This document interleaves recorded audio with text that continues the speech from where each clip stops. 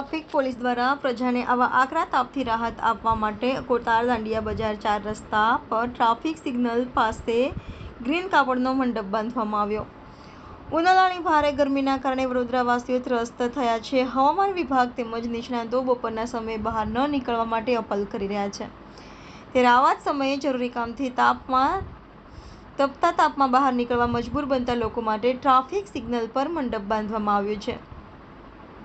Traffic signal પર મંડપ બાંધવાના કારણે ટ્રાફિક ખુલવાની રાહ જોતા રાહદારીઓને તપતા ધગધગતા તાપથી થોડા સમય માટે રાહત મળશે, તો બીજી તરફ લોકો પણ ટ્રાફિક પોલીસની આ કામગીરીની પ્રશંસા કરી રહ્યા છે અને સાથે ટ્રાફિક પોલીસ દ્વારા કામગીરી ઉનાળાના શરૂઆતમાં જ કરવી જોઈએ હવે તેવી ટકોર કરી હતી।